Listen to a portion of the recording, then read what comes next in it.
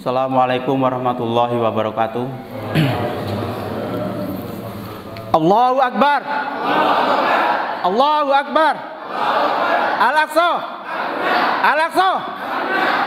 Jazakallahu khair. Alhamdulillah para ikhwan, mari kita bersyukur kepada Allah atas limpahan rahmat serta nikmat yang telah Allah berikan, sehingga pada kesempatan pagi hari ini kita bisa berkumpul di dalam masjid yang insya Allah dimuliakan Allah, masjid yang insya Allah senantiasa dirahmati oleh Allah, majelis ilmu, majelis thalabul ilmi adalah majelis yang insya Allah diridhoi oleh Allah Subhanahu wa Ta'ala. Dan saya juga bersyukur kepada Allah karena pada kesempatan pagi hari ini saya sangat bahagia sekali melihat, terutama saya melihat orang tua saya masih sehat, kemudian keluarga kecil saya masih sehat walafiat, dijaga oleh Allah dan para ikhwan yang ada di sini. Kemudian melihat para ikhwan semuanya itu sehat walafiat, dan yang paling membuat saya bangga adalah melihat generasi-generasi yang begitu semangat di dalam menuntut ilmu. Ini adalah suatu nikmat yang Allah berikan kepada kita, khususnya kepada kami yang baru pulang atau safar dari negeri yang sangat jauh, ribuan kilometer, kemudian berada di perjalanan itu bukan hanya darat tapi udara yang di atas awan, itu tidak tahu nasib dan keadaannya, tidak ada yang tahu seperti apa, pokoknya pasrah. Ketika kita berangkat pun pasrah, dan ketika pulang pun pasrah kepada Allah. Hanya Allah yang akan menjaga kita semua. Kemudian selawat serta salam semoga senantiasa Allah curahkan kepada junjungan Nabi kita Muhammad Rasulullah Shallallahu Alaihi Wasallam, karena beliaulah yang membawa al-Islam ini, kemudian mendakwahkan, menyampaikan kepada umat seluruh dunia, dan akhirnya sampai kepada kita pada hari ini, detik ini. Ini merupakan perjuangan beliau. Maka sudah sepantasnya, sudah sepatutnya kita harus senantiasa berselawat kepada beliau, karena nanti di akhir hayat kita, kemudian kita dihisab dan kita hanya mengandalkan yaitu syafaat dari beliau, dari Rasulullah yang mengaku bahwa kita adalah umat. Boleh kita mengaku, apakah kita diaku, itu adalah dari usaha kita supaya kita benar-benar diaku oleh Rasulullah bahwa kita adalah umat beliau. Mudah-mudahan kita yang kumpul di masjid ini dan ikhwan-ikhwan yang lainnya di seluruh dunia yang memang berjuang terus untuk menegakkan kalimat Allah, nanti di yaumil qiyamah diakui oleh Rasulullah kita adalah umat beliau. Amin Allahumma amin. Ini adalah suatu harapan yang sangat kita harapkan nanti di akhir, setelah kehidupan ini semuanya berakhir, dan yang diharapkan hanyalah itu. Kemudian para ikhwan, setelah kita menyaksikan atau kita mendengarkan tausiah dari Naibul Imam, kemudian dari Amir Uwar, kemudian Amir AWG, kemudian kita menyaksikan dokumenter pembangunan RSI, nah itu membuat kita semakin semangat di dalam perjuangan ini, karena berjuang di dalam kehidupan ini tidak ada hentinya kecuali maut yang menghentikan kita. Makanya ketika kami akan mengadakan safar pulang, alhamdulillah ya, itulah kebahagiaan ketika para relawan, para mujahid berangkat, itu bahagia, bisa diberangkatkan, itu bahagia.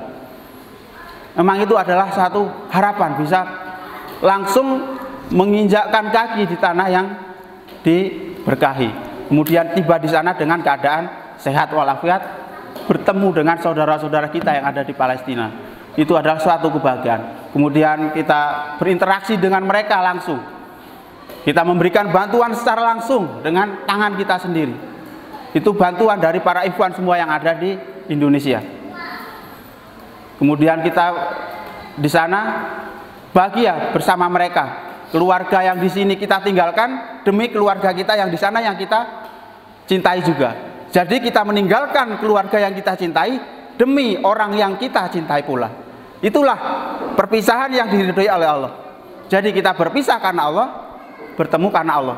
Insya Allah itu adalah satu perjalanan yang insya Allah akan dicatat oleh Allah menjadi amal, yaitu amal kebaikan yang akan menolong kita di hari kiamat kelak. Jadi kita harus senantiasa bersyukur karena semuanya adalah nikmat yang Allah berikan kepada kita semua. Kemudian para ikhwan, saya di sini hanya akan menyampaikan sedikit oleh-oleh atau kesan dan pesan kami selama di Gaza Palestina, yaitu selama 19 bulan. Selama 19 bulan tapi terasa sebentar. Benar enggak para ikhwan? Ya kan? Kami juga pun merasa sangat sebentar sekali. Kenapa? Semuanya itu terasa sebentar. Karena memang dijalankan dengan senang hati, dengan ikhlas insya Allah. Ya, namanya manusia kadang ada kegundahan hati dan rindu keluarga, itu wajar. Tapi kita harus tetap bisa mengendalikan supaya dalam perjuangan itu tidak jatuh dan akhirnya mengganggu niat dan mengganggu dalam kita menjalankan amanah itu. Nah itu. Jadi selama 19 bulan alhamdulillah berkat doa dari orang tua terutama, dan yang paling utama dari ibu saya, insya Allah. Kemudian doa dari para ikhwan, kita bisa sakinah selama 19 bulan di sana. Nah ini saya ucapkan jazakallahu khair semuanya, bantuan yang para ikhwan berikan baik secara hanya doa maupun secara material langsung, bantuan yang bisa disampaikan kepada saudara kita yang ada di Palestina. Saya ucapkan jazakallahu khair. Semuanya itu mudah-mudahan dibalas oleh Allah menjadi amal yang soleh. Amin. Saya akan memberikan satu gambaran, ini hanya cuplikan-cuplikan poin-poinnya saja. Kalau saya ceritakan semuanya tidak selesai sampai sore kayaknya. Nah jadi perjalanan perjuangan itu memang ya adalah suatu sejarah yang memang harus diceritakan kepada generasi selanjutnya supaya menjadi pelajaran dan menjadi ilmu kepada mereka supaya tetap semangat di dalam menuntut ilmu dan menjadi generasi penerus yang unggulan yang akan membebaskan Masjidil Aqsa. Kepada para ikhwan wal akhwat, sebelumnya saya sampaikan salam pertama dari Profesor Dr. Mahmud Ambar, beliau yang saat ini diamanahkan oleh Imam menjadi Rois di Gaza. Kemudian anaknya Bilal Ambar, kemudian saudara-saudara kita yang lainnya yang berada di Palestina yang langsung memesankan kepada kami sebelum pulang, sampaikan rasa cinta kami, rasa sayang kami kepada saudara-saudara di Indonesia, kepada para ikhwan wal akhwat semuanya. Kemudian ada lagi yang mengatakan, sampaikan salam kami kepada mereka, kami menunggu kalian untuk datang lagi. Kemudian ada lagi yang menyampaikan salam, mudah-mudahan kita dipertemukan di Masjidil Aqsa, kita bisa sholat berjamaah bersama di Masjidil Aqsa. Amin. Nah dengan ucapan yang dari mereka sampaikan, dengan ucapkan Assalamualaikum warahmatullahi wabarakatuh. Jadi para ikhwan mereka sangat mengharapkan untuk bisa sholat berjamaah di Masjidil Aqsa. Jadi orang Gaza, saudara kita yang ada di Gaza, itu saya tanya sama sekali belum pernah di Masjidil Aqsa. Ya memang tidak bisa karena diblokade. Itu jaraknya 75 kilo dari tempat RSI, dari Beit Lahia, 75 km dari perbatasan rumah sakit ke perbatasan itu 2,5 sampai 3 km. Nah itu kalau mau lewat perbatasan itu ya udah harus berhadapan dengan tetangga sebelah yang suka ngirim-ngirim paket semaunya gitu kan. Harus berhadapan dengan mereka. Sedangkan orang yang masuk lewat Mesir, masuk ke Gaza, tidak melalui Tel Aviv, artinya tidak melalui Israel, itu dianggap ilegal. Makanya kami tidak bisa untuk ke Al-Aqsa karena dianggap kita itu ilegal gitu. Padahal itu negara siapa, dianggap ilegal siapa, ya kan? Itulah penjajah yang memang kejam, jadi tidak punya hati nurani lagi. Kemudian para ikhwan, yang selanjutnya perjalanan kami dulu diawali bulan Februari tanggal 23 dari Indonesia ke Kairo. Kemudian kita tiba di Gaza, mengadakan perjalanan selama kurang lebih 3 sampai 4 hari. Nah, alhamdulillah dengan keadaan sehat walafiat sampai di Gaza. Semuanya kondisinya baik, para ikhwan semuanya. Dalam perjalanan ada hambatan-hambatan sedikit, yaitu wajar karena di perjalanan dari Kairo, bandara kan terakhir di Kairo itu nggak ada bandara lagi ke selanjutnya. El Aris ada di dekat perbatasan, cuman tidak dioperasikan. Kenapa? Karena memang Mesir juga masih dalam konflik dengan para pemberontak yang ada di Gurun Sinai. Nah makanya alhamdulillah kita masih dilindungi oleh Allah, walaupun dalam perjalanan itu mencekam, banyak namanya daerah konflik, tahu sendiri. Kita tetap dalam keadaan waspada dan dalam keadaan robi itu alhamdulillah kita dilindungi dalam perjalanan sampai ke perbatasan antara Mesir dan Gaza, ke Rafah. Kita dalam keadaan selamat. Kemudian kita masuk ke Gaza. Nah, alhamdulillah kita bisa masuk. Kemudian kita tiba di Wisma Indonesia. Itu malam hari. Itu malam hari menjelang subuh. Kemudian kita sholat subuh berjamaah di masjid sebelah Wisma. Alhamdulillah kita disambut dengan masyarakat yang memang menunggu kehadiran orang Indonesia untuk melanjutkan pembangunan rumah sakit, karena memang kapasitas rumah sakit yang 2 lantai sudah tidak bisa menampung lagi pasien-pasien yang berada di Gaza Utara,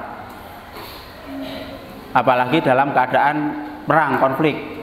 Itu paling strategis adalah rumah sakit Indonesia. Kenapa? Karena dekat dengan perbatasan. Itu dekat dengan perbatasan langsung dengan yang di Palestina yang dikuasai Israel, itu tepi barat namanya. Jadi anak-anak sana tidak terima kalau itu dinamakan negara Israel, tidak, itu Palestina. Tetap itu pendirian mereka tetap kokoh. Walaupun anak kecil, ada Palestina Israel. Jadi tidak mau mereka untuk menyebut bahwa mereka adalah negaranya, negara Israel. Tetap itu adalah negara saya, negara Palestina. Kemudian Masjid Al-Aqsa adalah itu masjid kita. Jadi mereka tidak menyebut itu masjid saya, masjid kita. Artinya masjid semua muslimin yang ada di dunia. Nah, itu. Kemudian kita setelah tiba di Gaza, kita istirahat sehari. Kemudian kita langsung besoknya beramal soleh, para ikhwan. Alhamdulillah semangat semua para ikhwan. Kalau baru nyampe istirahat sehari, langsung mempersiapkan apa-apa yang diperlukan, terutama yang di Wisma untuk tempat kita tinggal. Karena waktu itu banyak yang datang, 29 relawan. Jadi banyak yang harus ditambah seperti kamar mandi dan tempat tidur, kemudian lemari, semuanya dipersiapkan, dibagi. Ini ada yang ngurusi wisma, ada yang ngatur untuk persiapan proyek pembangunan rumah sakit. Nah, jadi wisma ini sekarang diberi nama Wisma Dr. Josi Rizal almarhum, karena memang pelopor pertama adalah Dr. Josi Rizal dari Mercy ini. Beliau adalah mujahid yang sangat handal, yang sangat kuat mental, baik di medan yang biasa, baik yang luar biasa, dengan kondisi yang peperangan yang dimana-mana di seluruh dunia beliau itu hadir untuk membantu kemanusiaan, membantu korban-korban tidak pandang bulu, baik itu korban dari muslim, non muslim, dari lawan maupun kawan yang musuh, semuanya beliau rangkul, karena memang kemanusiaan tujuannya adalah menolong, yaitu manusia, memanusiakan manusia, jadi tidak pilih kasih. Nah, inilah Mercy, jadi semuanya dirangkul. Nah, kemudian kita bersyukur karena kita dipertemukan dengan Mercy, para ikhwan. Dipertemukan dengan Mercy, yang artinya satu jalan dengan mereka. Kita adalah tujuannya adalah membebaskan Masjidil Aqsa, bukan semata-mata hanya membangun rumah sakit, tapi tujuannya adalah membebaskan Masjidil Aqsa. Membantu, seenggaknya membantu mereka untuk menyediakan tempat untuk berobat setelah mereka berjuang kemudian terluka. Nah, bisa berobat di rumah sakit yang telah disumbangkan oleh masyarakat Indonesia yang berada di jalur Gaza yang langsung berbatasan dengan tempat yang dijajah oleh Zionis. Alhamdulillah, ketika kita sampai di Gaza, masyarakat Gaza itu sangat menyambut dengan antusias kedatangan kita. Kemudian banyak yang datang menyambut, datang ke wisma, kemudian banyak yang mengundang ke rumahnya untuk dijamu makan. Itu sampai bingung atur jadwal untuk datangnya kan, hari Jumat, karena selain hari Jumat kita beramal soleh. Kadang karena saking banyak yang mengundang, diliburkan kadang sehari untuk memenuhi undangan saudara-saudara kita waktu pertama kita tiba di Gaza. Nah itu, jadi mereka sangat bahagia sekali kita hadir di tengah-tengah mereka. Sangat bahagia sekali, senang sekali bahwa orang Indonesia itu memang sungguh-sungguh dalam membela mati-matian untuk masyarakat Gaza khususnya, dan apalagi untuk membebaskan Masjidil Aqsa itu memang sungguh-sungguh, tidak hanya candaan gitu kan, sampai mau hadir ke tengah-tengah mereka, meninggalkan keluarga dalam keadaan seperti itu kondisi di Gaza, bisa pulang bisa enggak kan gitu. Kemudian mau meninggalkan keluarga dalam waktu yang lama, itu mereka tidak habis pikir, apa yang membuat kalian itu bisa bertekad untuk meninggalkan keluarga kalian, sedangkan saya meninggalkan keluarga saya seminggu saja sudah pengen pulang katanya. Tuh. Ya, kita itulah dakwah kita langsung, dakwah Bilhal di situ. Pertama kita dakwah dengan Bilhal kita, kemudian kita langsung masuk di situ. Mereka tanya kita jawab. Nah itulah, langsung berinteraksi dengan mereka. Nah jadi kondisi waktu itu memang aman, masih aman kita masuk. Tidak selang kemudian 1 minggu itu ada kiriman dari tetangga sebelah. Alhamdulillah ada kiriman nasi uduk gitu kan, tapi lewat atas ngelemparin petasan kan gitu. Itu kiriman dari tangga sebelah selama 2 hari. Korbannya ya mujahidnya itu banyak, yang syahid banyak ketika itu, walaupun hanya 2 hari tapi banyak yang syahid. Mudah-mudahan mereka yang syahid disejajarkan dengan syuhada-syuhada yang sebelumnya, amin Allahumma amin. Karena mereka yang berada di garda depan untuk membebaskan Masjidil Aqsa itu memang mereka itu tulus benar untuk melindungi keluarga, melindungi tanah mereka, melindungi Masjidil Aqsa. Jadi mereka itu memang untuk darah mereka pun rela untuk mereka sumbangkan oleh di dalam perjuangan untuk membebaskan Masjidil Aqsa. 2005 Gaza itu terakhir dikuasai oleh Israel. Jadi 2005 itu para orang Israel pindah ke tepi barat semua. Jadi sebelumnya dikuasai juga Gaza itu. Karena gigihnya perjuangan mereka, pemuda-pemuda khususnya yang ada di Gaza, akhirnya mereka takut, orang Israel itu pindah semuanya. Yang ada di Gaza itu pindah semua, keluar dari Gaza melalui jalur pantai. 2005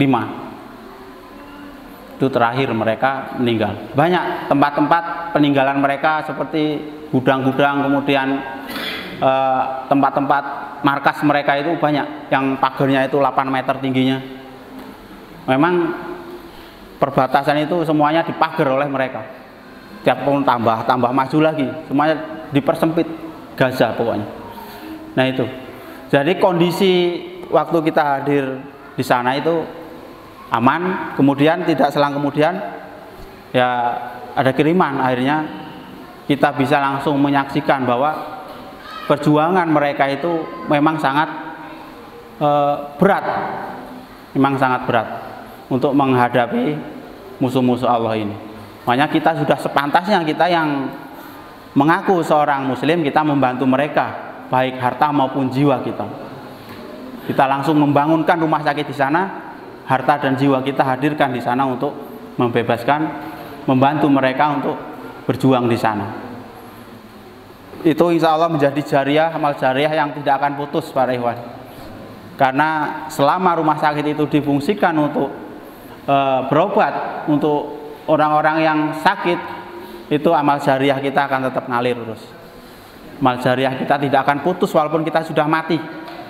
Itu yang menjadi semangat kita di dalam perjuangan adalah motivasi yang akan selanjutnya kita dapatkan adalah kenikmatan yang dijanjikan oleh Allah. Kemudian kegiatan-kegiatan apa saja sih Mercy relawan di Gaza selama 19 bulan di sana? Apakah hanya bangun rumah sakit, apakah ada kegiatan yang lainnya?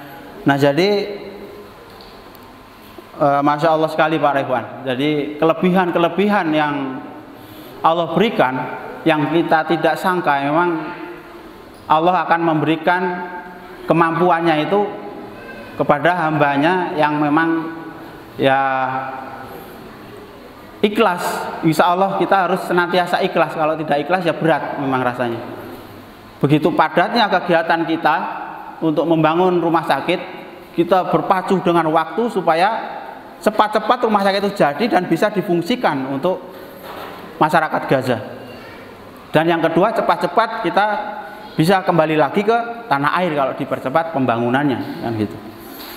Nah jadi pagi sampai sore kita membangun rumah sakit, kita beraktivitas amal soleh, membangun RSI. Kemudian di sela-sela kegiatan itu pun kita ada kegiatan yang disiapkan oleh Mercy seperti bantuan-bantuan,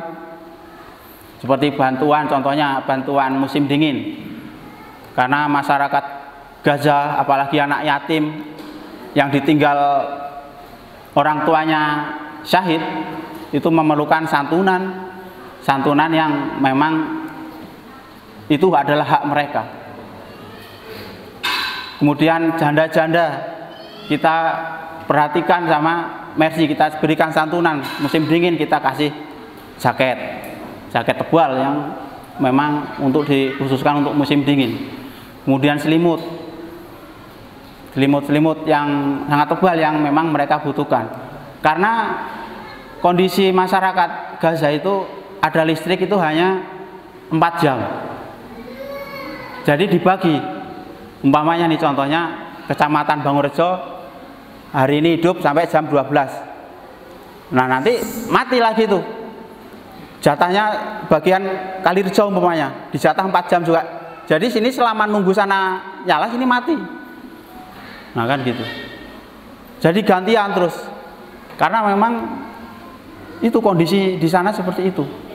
Nah makanya ketika listrik mati ya mereka tidak ada lampu, hanya lampu pakai baterai itu, pakai aki, ada yang pakai emergency yang mungkin hanya bertahan berapa jam kan gitu. Kemudian AC itu terbatas, mereka tidak semuanya punya AC kan. Nah makanya ketika musim dingin yang dibutuhkan adalah selimut, karena tidak ada AC untuk menghangatkan ruangan. Apalagi yang ada di pinggiran-pinggiran perbatasan itu yang rumahnya hanya dengan seng gitu. Atapnya seng. Kemudian dindingnya seng, kadang hanya dengan kain-kain yang ditutup. Kemudian ada lagi yang dengan pohon-pohon kurma, daun-daun pelepah-pelepah kurma ada di perbatasan.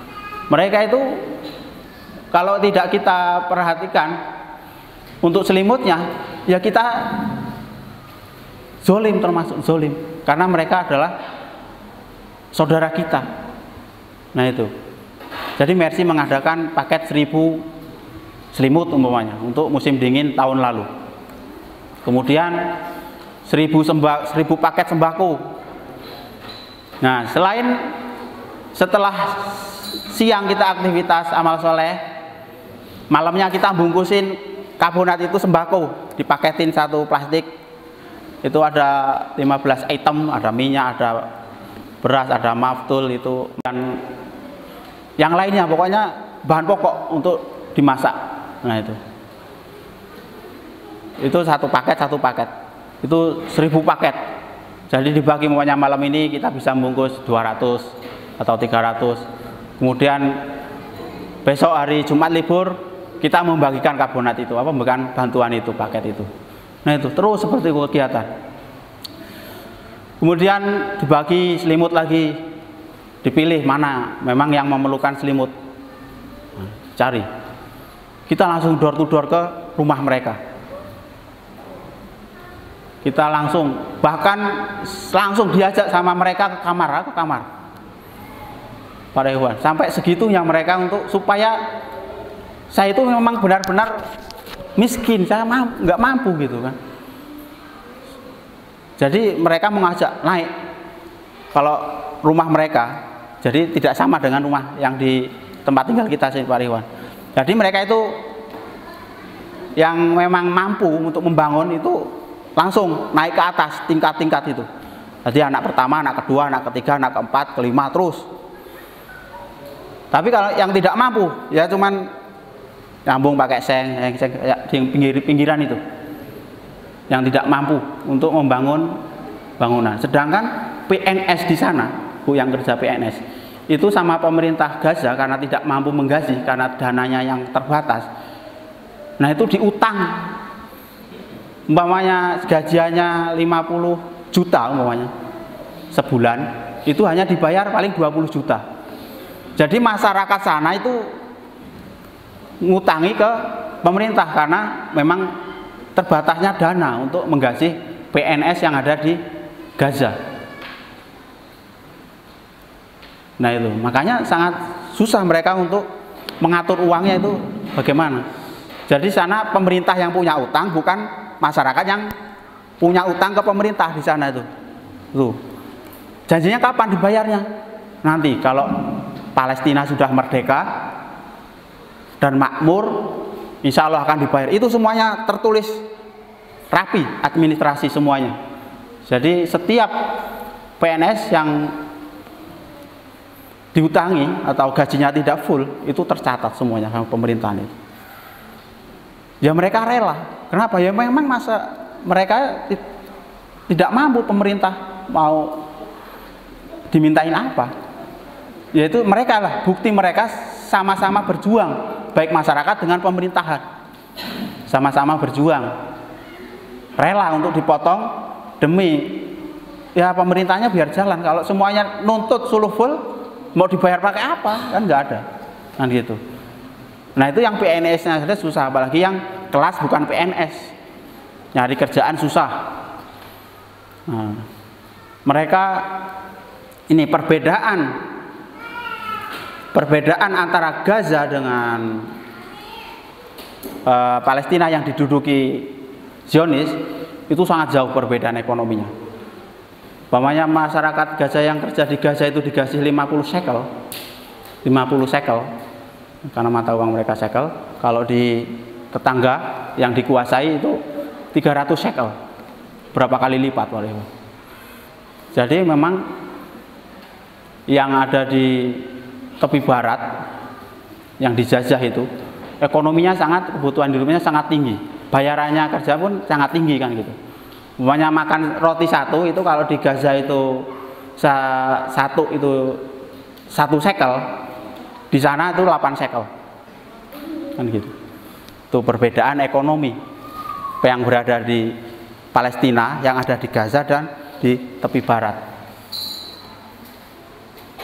Makanya itu kondisi masyarakat yang di sana. Kemudian kegiatan kita yang selanjutnya membagikan paket iftar, buka bersama ketika Ramadan.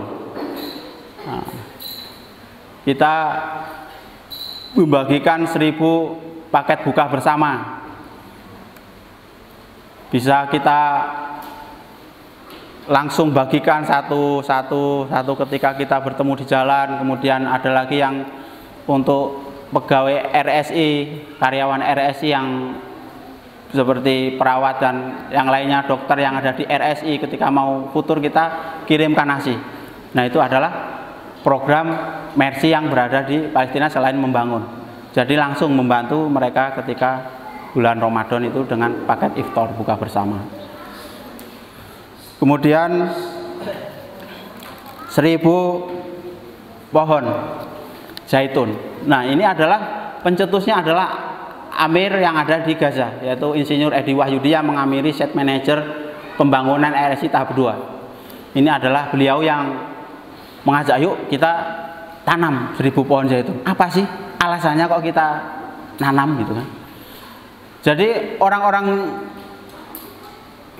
Zionis itu menggusur semua pohon zaitun, kemudian tin yang ada di tepi barat.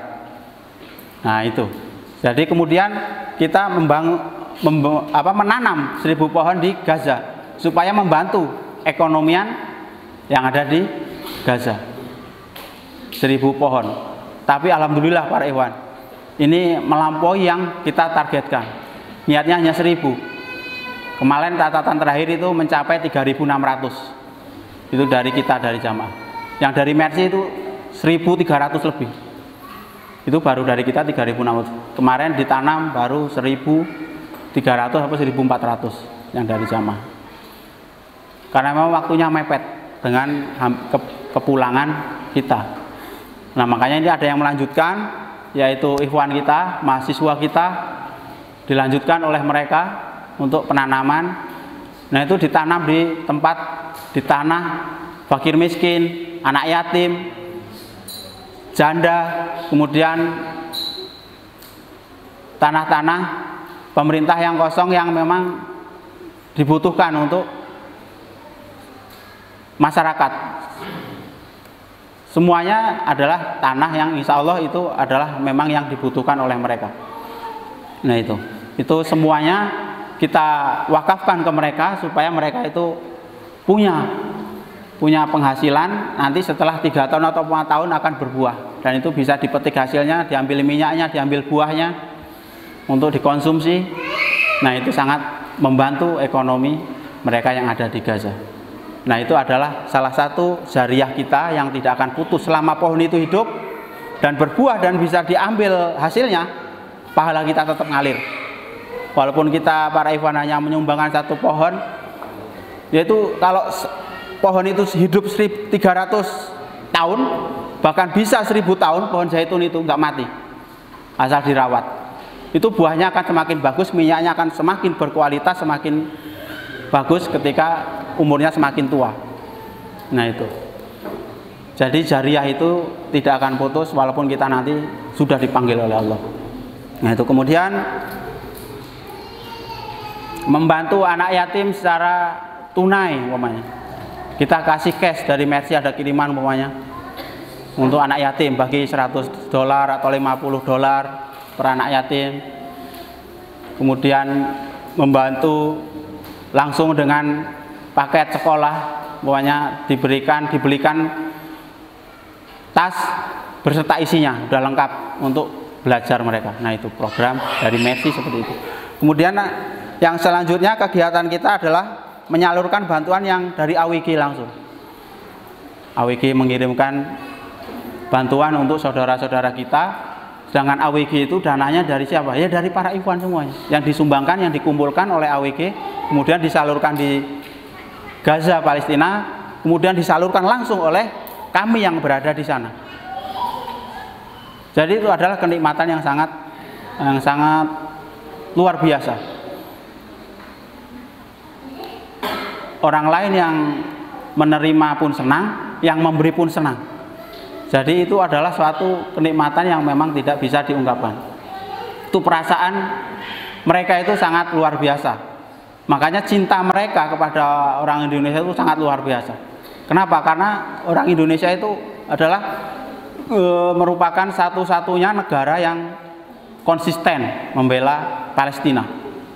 Langsung real, nyata dengan datangnya orang Indonesia di Gaza, Palestina. Continue dari zaman presiden yang pertama sampai yang terakhir, yang sekarang ini tetap membela yaitu Palestina, untuk pembebasan Masjidil Aqsa, untuk kemerdekaan Palestina. Nah, kita adalah salah satu pelopor yang langsung kita andil ke dalam perjuangan itu. Kalau kita tidak ikut, tetap Palestina pasti akan merdeka dan Al-Aqsa tetap akan kembali ke pangkuan muslimin. Kalau kita tidak ikut semua, tetap pasti ada. Karena itu adalah kebutuhan kita, bukan Al-Aqsa yang membutuhkan kita. Dari dulu, dari para sahabat, kemudian sampai Salahuddin Al-Ayyubi, kemudian Umar, untuk membebaskan Masjidil Aqsa, itu adalah memang itu kebutuhan kaum muslimin yang disiapkan oleh Allah adalah Al-Aqsanya itu. Mana? Ya Allah memberikan lapangan untuk berjuang di situ. Nah, AWG memberikan bantuan sama seperti Mercy juga, musim dingin mengirimkan paket. Semuanya 1000 paket. Nah, kita kemas di situ, kita bungkus, kita bagikan langsung kepada masyarakat. Bahkan saya pernah diajak ke kamarnya, rombongan disuruh naik. Anak saya lagi sakit di kamar tuh, nggak bisa ngapa-ngapain karena ada gangguan di otaknya ketika perang 2014, agresi 2014. Sampai sekarang dampaknya ke anak-anak itu banyak. Langsung saya naik, Masya Allah Bu, sangat memprihatinkan. Kenapa? Satu petak kamar itu ukuran paling 6x4, itu tidurnya di bawah anaknya semua. Anaknya berapa? Ada yang 7, ada yang 8. Terus sebelahnya saya tanya, itu siapa yang di sebelah? Itu kakak saya. Anaknya berapa? 6. Ya cuman kamar, satu kamar gitu. Nanti sebelah sana ada lagi. Kan petak-petak itu di satu lantai ada berapa kamar, ditempati keluarga besar. Di sini kakak, adik, itu ada lagi kakaknya juga. Itu kakak perempuan saya, dia janda. Anaknya berapa? 4. Nah gitu. Kondisinya langsung saya diajakin ke dapurnya juga. Dapurnya hanya itulah, balkon ukuran 1 meter, panjang paling 3 meter itu untuk masak. Tuh kondisi mereka yang kita santuni yang sangat memprihatinkan. Memang bangunannya tingkat, ya memang tradisi di situ seperti itu. Jadi jangan anggap wah bangunannya aja tingkat-tingkat itu orang kaya. Enggak Bu. Jadi memang di situ tingkat-tingkat seperti itu rumahnya, tingkat-tingkat. Nah, ini adalah paket yang dibagikan oleh AWG, itu langsung kita salurkan ke mereka mana yang membutuhkan. Kemudian memberikan bantuan paket Ramadan juga dari AWG. Seperti ketika Ramadan kita mengadakan buka bersama. Kita undang di mana, di tempat kita untuk buka bersama, buka kepada anak-anak yatim, fakir miskin, kita undang, kita ajak makan bersama. Itu mereka sangat bahagia bahwa saudara-saudara yang jauh di Indonesia itu memperhatikan mereka. Nah itu, saudara kita yang jauh di Indonesia itu peduli dengan saya. Artinya saya tidak sendiri, dia bilang. Saya tidak sendiri berjuang di sini. Saudara-saudara di Indonesia banyak, semuanya Muslim, banyak Muslim yang memang masih peduli dengan kami.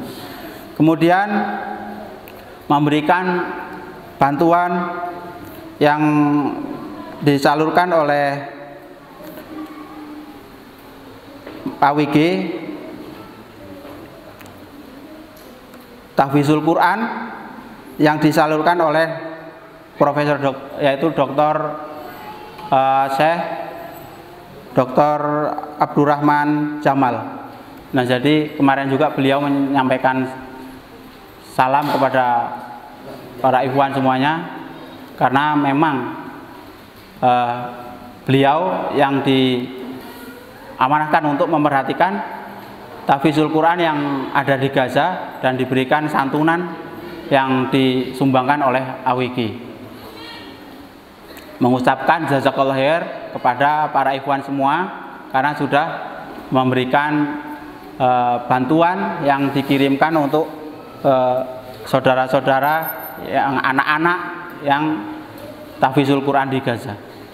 Kemudian memberikan bantuan secara tunai $200 dari AWG untuk anak yatim yang disalurkan langsung oleh saudara kita yang dari Wonogiri yang sering datang ke rumahnya dengan rombongan yang lainnya yang diambil oleh yaitu Ustadz Abdurrahman Parmo yang dari Wonogiri untuk mengamiri, untuk memberikan langsung secara tunai kepada anak itu, anak yatim yang memang diamanahkan untuk dari AWG untuk anak yatim itu. Alhamdulillah kita langsung bisa memberikan kepada anak itu. Itulah kegiatan di luar pembangunan rumah sakit yang berada di jalur Gaza yang diberikan oleh Mercy, kemudian oleh AWG, kemudian ada juga dari Maimunah Center yang dipelopori oleh ibu-ibu, kemudian diambilkan bantuannya dari ibu-ibu yang berada di jamaah seluruh Indonesia. Alhamdulillah kita juga bisa menyalurkannya secara langsung kepada mereka, kita paketkan, langsung kita bagikan ke masyarakat Gaza. Kemudian para ikhwan, yang selanjutnya adalah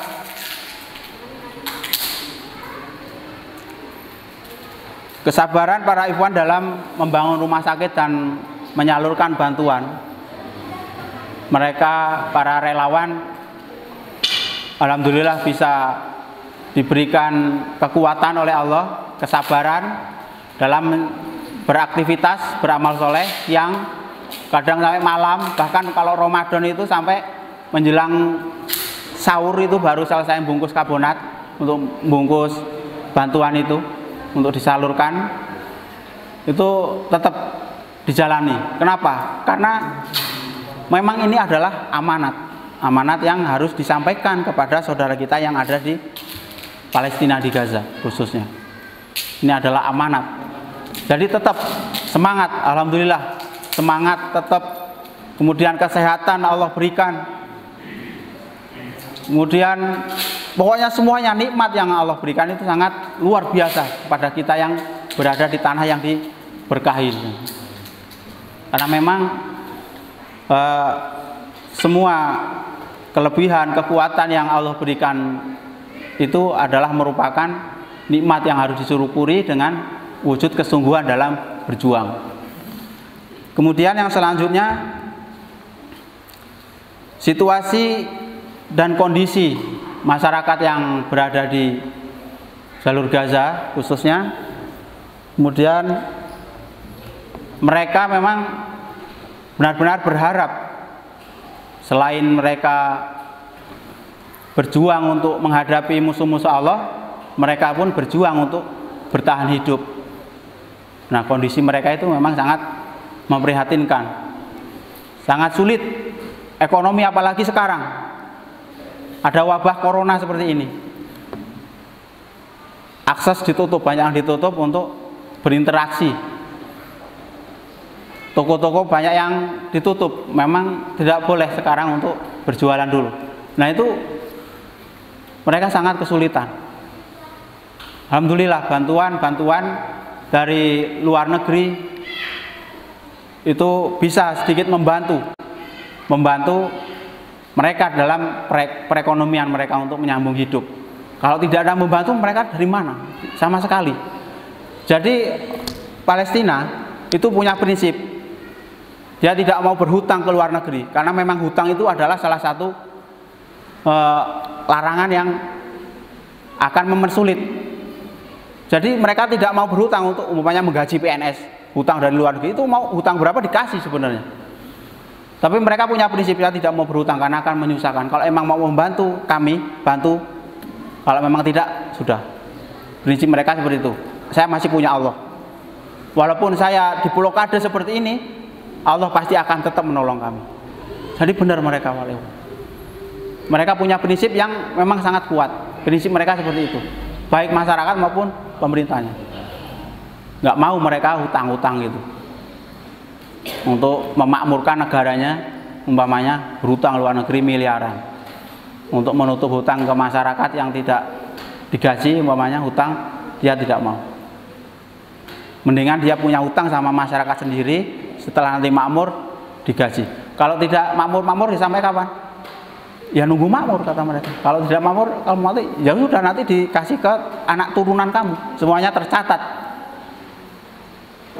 Insya Allah Palestina itu akan merdeka dan Al-Aqsa akan direbut kembali oleh kaum muslimin. Itu janji Allah. Dan mereka yakin janji Allah itu tidak akan pernah salah. Makanya mereka tetap konsisten untuk berjuang di jalan Allah. Nah, kemudian Pak Evan, yang selanjutnya adalah kita bisa belajar dengan orang-orang Palestina, orang-orang yang berada di Gaza, saudara-saudara kita yang ada di Gaza, yang langsung berinteraksi dengan kita. Kita banyak belajar di sana. Memang karakter itu sangat berbeda antara orang Indonesia dan orang Gaza. Karakter sudah sangat berbeda. Mereka sangat senang dengan orang Indonesia. Kenapa? Ramah, murah senyum, mudah negur. Nah itu, mereka sangat senang. Kemudian perbedaan apalagi dengan orang Indonesia. Kalau orang Indonesia umpamanya berantem, diem-diemannya bisa 1 minggu umpamanya. Tapi kalau mereka berantem babak-babak, nanti udah salaman lagi, udah bergaul lagi. Tuh bedanya di situ. Tapi kalau kita walaupun belum berantem babak-babak, walaupun adu mulut, tapi diemannya bisa 1 minggu, ya kan? Itu contoh yang bisa kita ambil. Itu adalah positif. Itu adalah contoh yang harus, pelajaran yang harus kita ambil dari mereka. Itu adalah pelajaran yang sangat bagus. Kenapa? Itu adalah memang syariatnya seperti itu. Nah itu.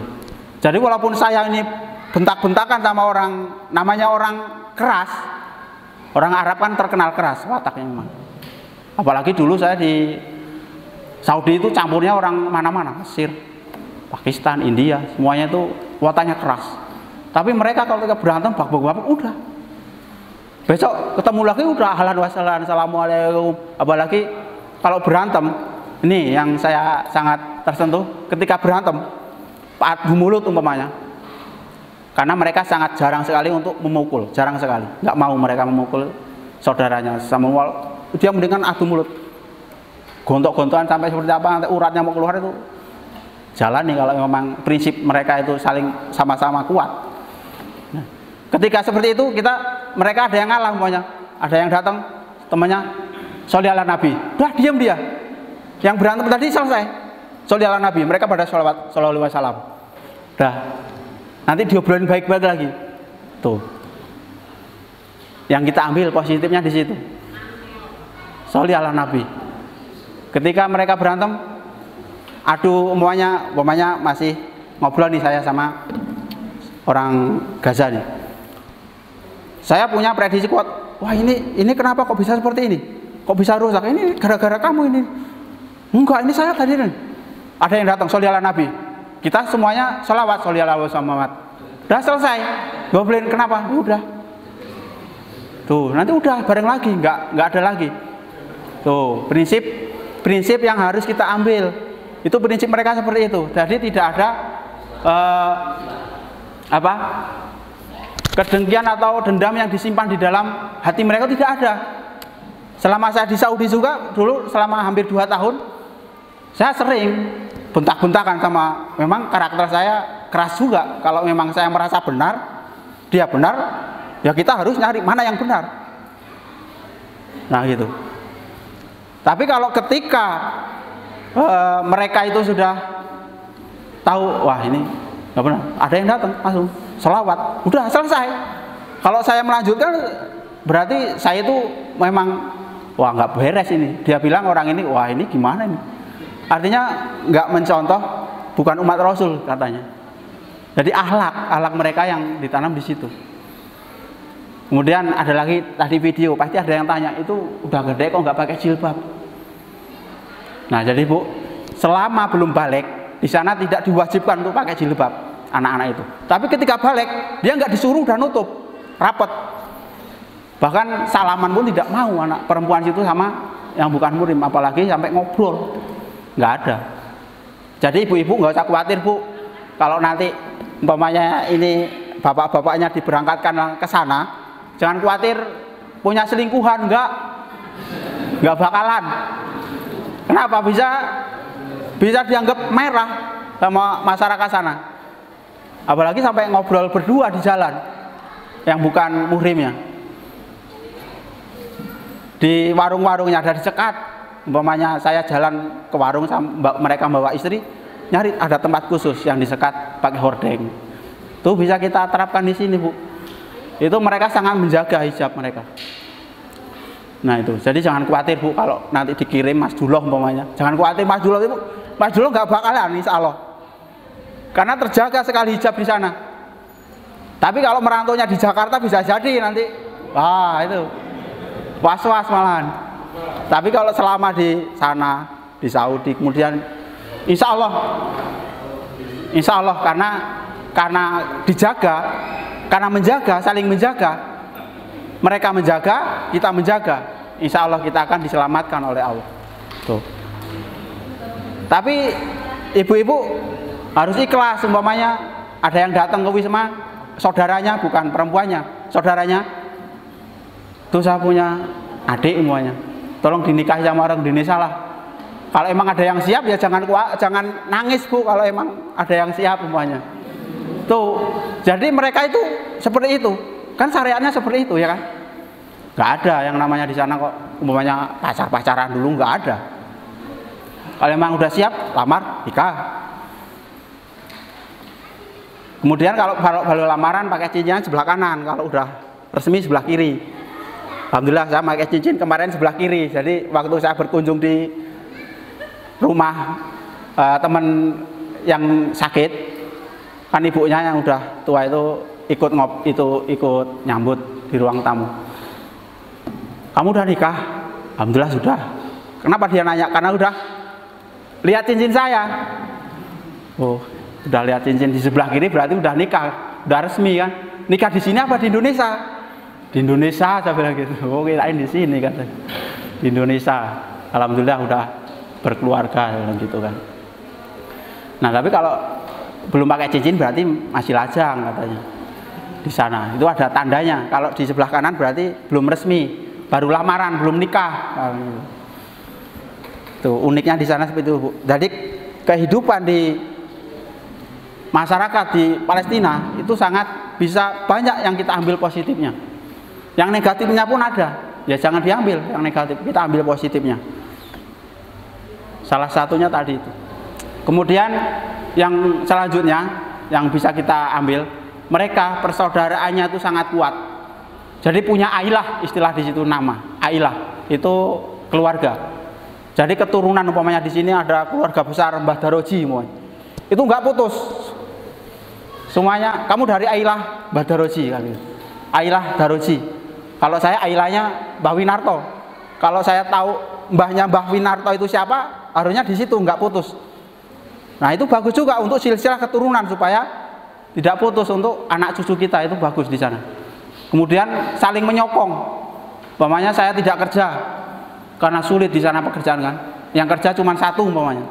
Sedangkan orang tuanya sudah sepuh tidak bisa kerja. Saudara-saudara yang lainnya nganggur, saya yang kerja sendiri umpamanya. Nah saya membantu mereka. Nah itu kehidupan keluarga seperti itu di sana itu sangat kuat. Mereka sangat saling membantu bersama sesama saudara. Kemudian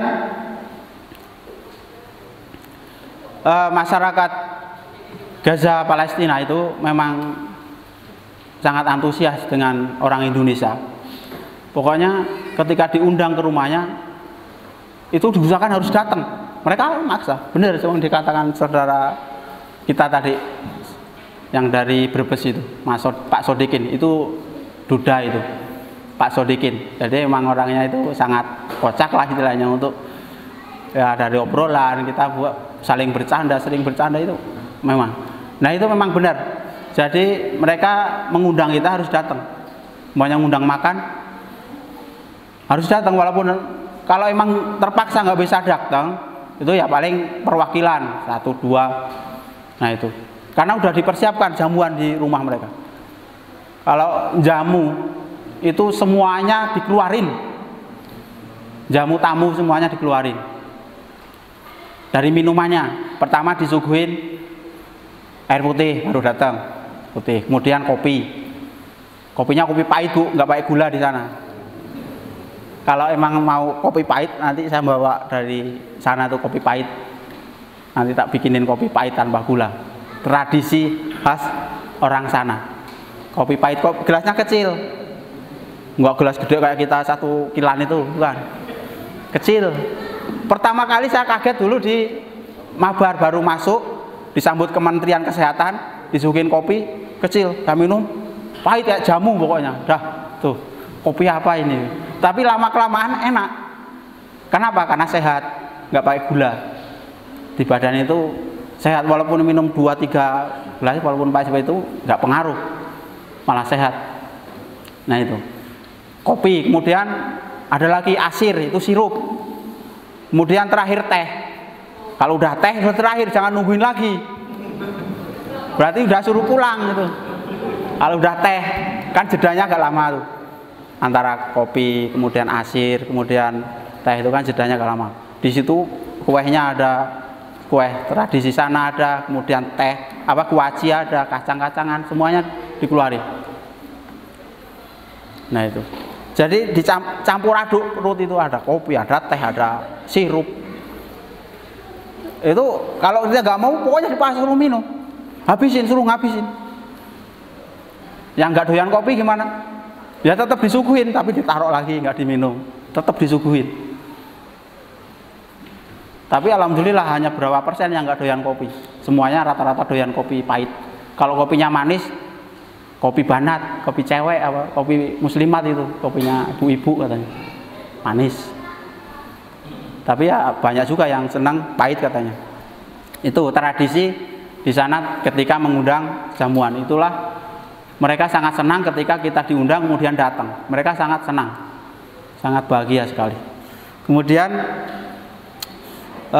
para ikhwan, yang selanjutnya adalah kondisi terakhir masyarakat Gaza saat ini, ya karena masih wabah seperti ini, khususnya di Gaza Utara. Kemudian yang terdampak itu adalah Beit Hanun yang langsung berbatasan dengan Israel. Kalau agresi itu pertama kali yang hancur di situ, karena langsung perbatasan. 2014 habis rumah di situ, alhamdulillah sekarang sudah dibangun. Nah itu di lockdown karena terdampaknya di situ. Kemudian kondisi yang selanjutnya di Beit Lahia, alhamdulillah sekarang sudah membaik. Sudah membaik alhamdulillah di Beit Lahia. Kemudian Selanjutnya adalah Gaza Tengah. Alhamdulillah sudah dimulai dibuka blokade perbodan jalan-jalan karena sudah mulai membaik. Sudah banyak yang nggak terinfeksi. Kemudian Gaza Selatan alhamdulillah sudah aman. Jadi kondisi mereka saat ini untuk melawan baik musuh Allah langsung kemudian penyakit ini, kalau musuh Allah itu tidak bisa diduga-duga karena memang mereka itu selalu ingkar janji. Kemarin perjanjian jangan saling mengganggu, ada tanda tangan perjanjian jangan saling mengganggu, makanya dibuka perbatasan tiga hari. Jadi ketika kita mau pulang itu nunggunya itu nggak semudah mau kita ke luar negeri yang lainnya.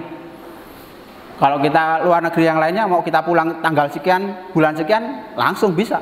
Tapi kalau di Gaza, Palestina tidak. Semuanya kita rencanakan seperti tim awal yang 9 itu yang di video tadi adalah tim awal yang Agustus awal pulang, 9 relawan. Itu hampir 2 bulan nunggunya 2 bulan. Dari jadwal nanti pulang tanggal sekian, umpamanya dicatat, udah ditunggu sambil amal soleh, ngurus surat-surat untuk perjalanan pulang. Itu nunggu perbatasan buka itu sampai 2 bulan, hampir 2 bulan baru dibuka. Katanya tanggal sekian buka, nanti udah senang-senang tuh, udah siap-siap di packing kan. Nggak taunya mundur lagi minggu depan, terus seperti itu. Itulah karena tidak mantunya keamanan di Mesir, kemudian di Gazanya pun tidak memungkinkan, makanya tidak jadi dibukakan seperti itu. Melihat kondisi keamanan jalur yang akan dilewati. Kalau di negara lain mau keluar kapan aja bisa, tapi kalau di Gaza ya itu, makanya mau ditanyain pulang kapan, bingung kadang jawabnya. Kapan pulangnya? Rencananya sih bulan ini gitu aja udah. Rencananya tanggal sekian, tapi nyatanya mundur sampai hampir ada yang hampir 2 bulan dari rencana awal kan gitu. Kalau kami dari rencana awal, alhamdulillah Allah berikan kemudahan, hanya mundur 1 minggu gitu dari rencana awal. Rencana awal tanggal 15 kemarin kan, 15 nggak jadi, katanya tanggal 18, nah, jadi tanggal 25 nggak mungkin hari Jumat, kemudian akhir tanggal 27 kemarin kita bisa keluar. Nah itu pun alhamdulillah ada kemudahan yang Allah berikan di balik kesusahan. Jadi susahnya kemarin kita waktu mau keluar di border Mesir, dari imigrasi Mesir, mau keluar dari Mesirnya itu, dari Gaza udah beres keluar, naik mobil paling 300 meter ke perbatasan Mesir, imigrasi Mesir, ngurus rok di situ untuk izin keluar, itu nunggu sampai hampir 6 jam kita duduk leleran di situ. Kita paling terakhir dipanggil, paspor kita baru keluar jam 7 malam. Yang lainnya udah pada keluar, datang. Kenapa kok mudah? Ya mungkin dia pakai orang dalam, pakai calo kan, pakai duit kan. Kalau kita enggak, kita murni hanya mengajukan paspor kita mau pulangan gitu. Nah, jam 7 malam kita baru bisa keluar. Nah di situ mulai berpikir, wah kita apa bisa keluar ini malam. Sedangkan dari dulu malam itu tidak ada, jam malam itu ditutup, semuanya nggak boleh. Walaupun udah keluar dari imigrasi, kemudian kita nggak bisa melanjutkan perjalanan naik mobil ke Kairo. Itu kan jaraknya lumayan jauh, perjalanan sekitar 6, 7 sampai 8 jam itu dari perbatasan ke Kairo, ke bandara. Nah itu, jadi alhamdulillah yang lainnya yang tadinya udah keluar dari imigrasi, keluar duluan, itu masih ngantri di situ, di stop sama penjaga keamanan yang berada di Mesir. Pos pertama udah di stop, udah malam jam 8. Kita datang terakhir, kita di stop, ditanya surat-suratnya, paspornya, semuanya. Alhamdulillah mereka nggak tahu komunikasi kemana, mungkin ke intelijen Mesir, karena kita sudah pemberitahuan ke Dubes juga bahwa orang Indonesia akan keluar, yaitu nggak tahu itu ada campur tangan mereka enggak, kita enggak tahu, pokoknya pasrah dah pokoknya. Kalau memang kita suruh keluar sekarang melanjuti perjalanan ya kita alhamdulillah, kalau enggak ya tidur di gurun, di padang pasir di situ. Seperti tim 9 dulu, nginep semalam di situ karena jamnya sama kayak kita, jam 7 baru keluar. Tim awal jam 9 tuh tidur sampai pagi baru melanjutkan perjalanan ke Kairo. Nah, alhamdulillah mereka koordinasi di situ. Kemudian kita diizinkan nomor plat sekian dengan penumpang sekian dari Indonesia, sopir sama kernet. Jadi total sekian orang. Itu diizinkan untuk keluar. Khusus hanya mobil kita langsung set. Depan, yang lainnya tutup, stop yang lainnya. Yang tadinya keluar awal di stop semua. Itu kemudahan yang Allah berikan kepada kita setelah ada dari kesusahan itu. Janji Allah pasti benar. Setelah kesusahan pasti ada kebahagiaan yang di balik semua itu. Nah, lanjut lancar. Setiap checkpoint kita lolos lancar terus. Ada lebih dari 30 checkpoint di situ. Cek berapa ratus meter, checkpoint lagi sama tim keamanan yang berada di Mesir. Memang kondisinya pemberontak di situ kan terus baku hantam terus. Terdengar dari Wisma Indonesia itu dengar kalau mereka itu lagi baku hantam dengan pemberontak tentara Mesir. Nah itu, jadi keamanan di situ memang tidak menentu. Dan kita diizinkan, alhamdulillah pagi sebelum subuh kita nyampe di pintu masuk terusan Suez. Alhamdulillah kita sudah nyampe di situ. Kita istirahat sejenak menunggu terowongan buka, karena memang kita lain dari awal. Kalau berangkat kita lewat atas, lewat kapal, jadi nyebrang terusan Suez. Terus terusan Suez itu adalah galian laut, kemudian pulau itu digali, akhirnya kan ngalir jadi kali itu, tapi lebar kalinya untuk melintas jalur perdagangan kapal-kapal dari luar negeri, seluruh luar negeri lewat situ. Jalur perdagangan, kalau enggak lewatnya muter. Nah, itu terusan Suez namanya. Nah, itu alhamdulillah kita lewat terowongan bawah tanah, yang jalur bawah tanah sepanjang 4 km.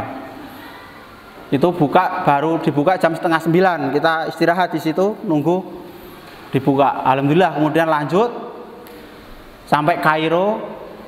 Kemudian karena masih ada jam untuk istirahat, mandi dan lain-lainnya, karena ke bandara itu terbang jam 5.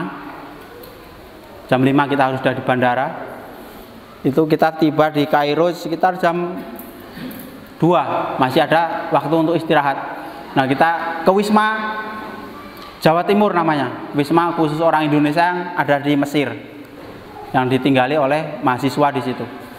Kita istirahat, makan, mandi, sholat.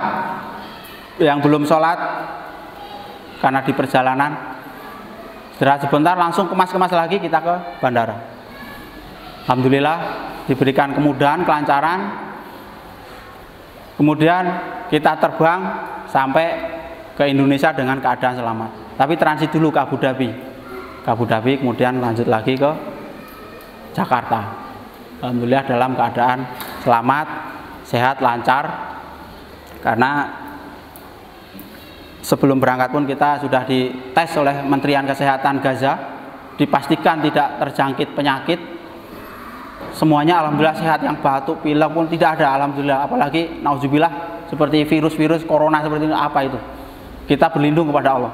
Alhamdulillah kita diberikan kesehatan semuanya. Nah, kita dites, lolos, kita bawa surat perjalanan itu supaya dalam perjalanan itu tidak ada halangan, karena memang itu adalah keperluan yang harus dibawa. Alhamdulillah kita bisa sampai di Indonesia dalam keadaan sehat, selamat, tanpa kekurangan satu apapun. Semuanya atas kehendak Allah dan berkat doa para ikhwan semua yang ada di Indonesia. Insya Allah itu adalah karunia yang Allah berikan kepada kita semua. Kemudian progres selanjutnya, apakah masih ada? Apakah semua sampai di sini? Seperti istri saya nanya seperti itu kan wajar ya, namanya istri kan. Sebelum pulang nelpon, kapan pulang? Tanggal sekian insya Allah. Terus masih balik lagi. Ya selama Al-Aqsa belum kerebut, balik lagi kalau diberikan umur panjang, ya bilang. Kita harus sering melapangkan dada, menguatkan. Jadi untuk generasi muda-mudi, untuk generasi mudanya, persiapkan bahwa kalian adalah pemimpin rumah tangga nanti. Kemudian yang pemudi, persiapkan bahwa kalian adalah yang akan mengurus anak-anak nanti menjadi para penerus perjuangan ini. Jadi saling berkaitan. Tidak bisa suaminya kuat di dalam berjihad, berjuang, tapi istrinya tidak mendukung, tidak jalan. Tidak jalan. Kenapa tidak jalan? Ya tidak jalan. Nanti kalau ditinggal kemudian istrinya tidak ikhlas, ngurus anaknya tidak benar,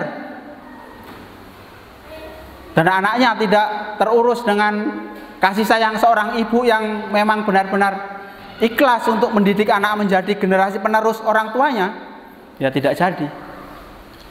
Makanya senantiasa kami semuanya di sana, semuanya berdoa supaya istri, anak-anak, keluarga, ikhwan-ikhwan semuanya itu saling doa mendoakan supaya anak dan keluarga dijaga oleh Allah. Karena memang pada hakikatnya itu semuanya Allah yang menumbuhkan rasa cinta di hati kita kepada anak, istri, dan saudara kita adalah Allah.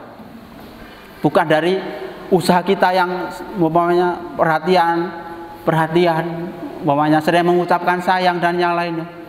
Itu hanya syariat saja. Pada hakikatnya Allah. Jadi semuanya kita berikan, yaitu imbal balik. Kita memberi, pasti kita akan diberi. Kita memberi semua harta dan jiwa kita kepada Allah, pasti Allah akan beri rizki atau kemauan apa yang kita inginkan.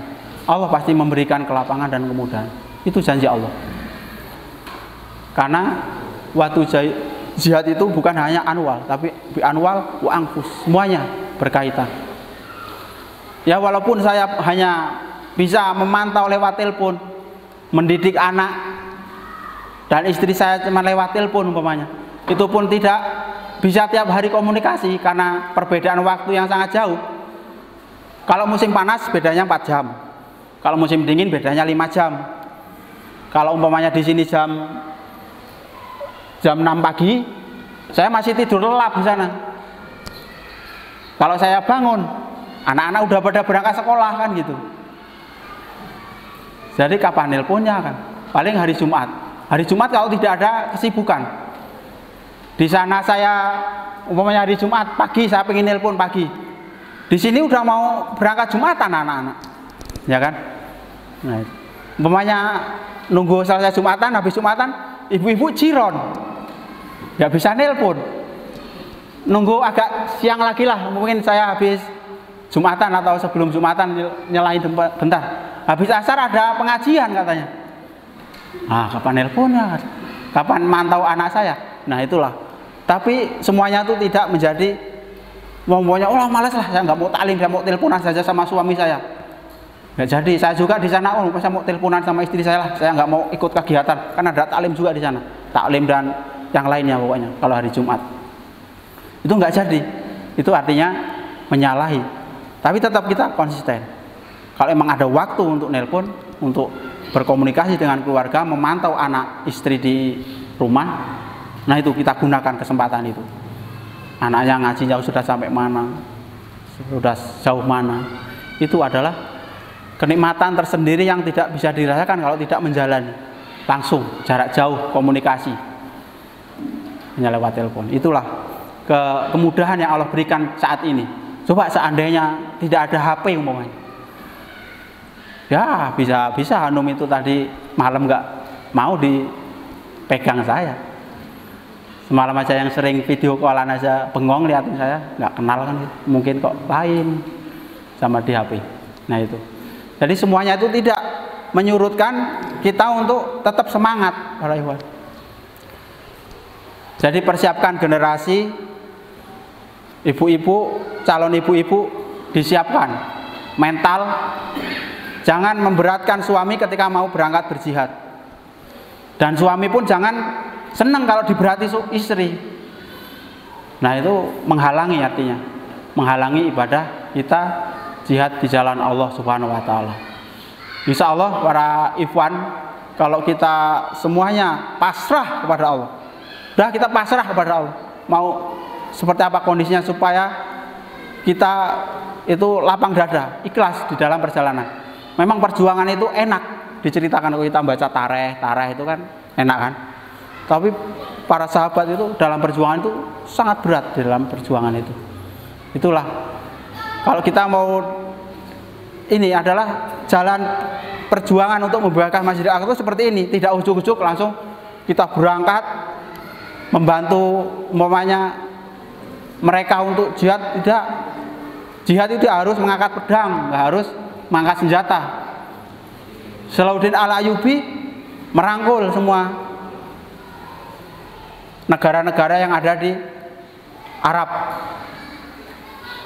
di Mesir, di Palestina, disatukan. Nah kita lakukan ini, terutama kita di Mesir, di Palestina, kita satukan mereka, karena mereka pun banyak golong-golongan, tidak satu pandangan, banyak.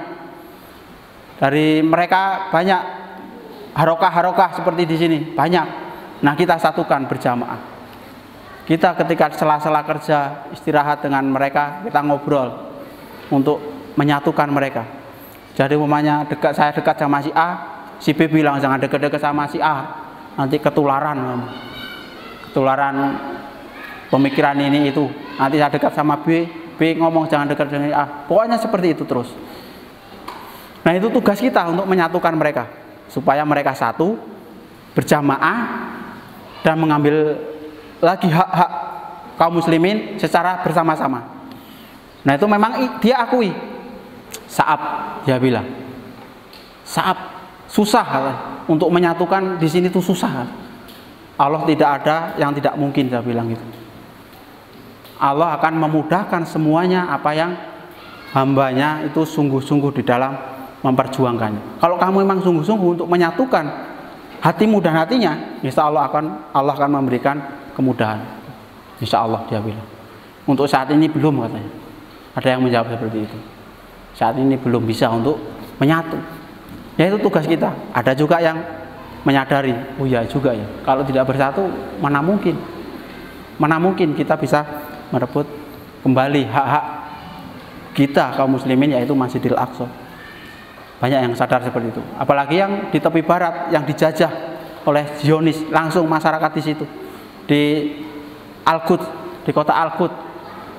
Mereka tiap kali langsung ditendang, ditembak, disiksa, anak-anak diculik, diinterogasi.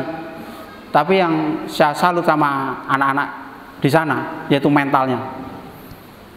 Jadi mentalnya sangat bagus. Kenapa? Karena memang pendidikan dari dulu, dari para sahabat dulu, bukan hanya baru-baru ini. Perjuangan di sana itu melawan musuh Allah langsung. Jadi mental mereka itu sangat kuat. Jadi namanya anak-anak di sana berhadapan dengan musuh-musuh, orang Yahudi itu nggak takut. Tank depannya saja nggak takut, lempar aja, lempar. Ditembak, syahid. Itu yang dicari mereka, syahid kan. Anak-anak itu. Jadi umpamanya punya anak 5, jadikan pejuang semua untuk berjuang merebut Masjidil Aqsa. Itu cita-cita mereka seperti itu. Makanya anak-anak di sana banyak, Bu. Banyak, nggak cuma 2, 3, 5, 10, ada yang 15. Ada yang 15. Jadi anak 2, 3 itu jarang di sana. Jarang, anaknya banyak-banyak. Kemudian kita selama di sana alhamdulillah kita diberikan kesehatan semua, kita bisa sampai rumah, bertemu lagi dengan keluarga, dengan para ikhwan, kita berkumpul lagi di sini untuk berjuang di sini, kita persiapkan generasi. Kita bercita-cita untuk bisa ke sana lagi gitu. Karena Allah adalah yang mengabulkan semuanya, itu tergantung dari niat kita, niat dan usaha. Niat dan usaha. Niat kita kuat tapi usaha kita tidak ada. Usahanya apa? Kita senantiasa mendakwahkan kepada saudara-saudara kita bahwa Al-Aqsa itu adalah hak kita. Kita mengikuti kegiatan yang di dalamnya mengandung untuk pembebasan Masjidil Aqsa. Nah kita, itu adalah ikhtiar kita. Toh kita mau berangkatnya kapan itu urusan Allah. Kalau kita mau berangkat sendiri, ya kalau untuk saat ini nggak mungkin sepertinya. Biayanya sangat besar. Itu pokoknya kita pasrah, yang penting kita tawakal Allah. Itu Allah yang menentukan semuanya. Kita niatkan 1000 dari mujahid, salah satunya kita. Apabila hanya ada 500, salah satunya saya, gitu. Semuanya ada 100, salah satunya saya, gitu. Hanya ada 10, salah satunya saya. Cita-citakan. Kemudian kalau hanya 1, yaitu saya. Itu cita-cita yang nanti akan memicu semangat di dalam perjuangan. Baik itu mendidik anak, istri, kemudian menyiapkan generasi-generasi yang militan yang memang membebaskan Masjidil Aqsa.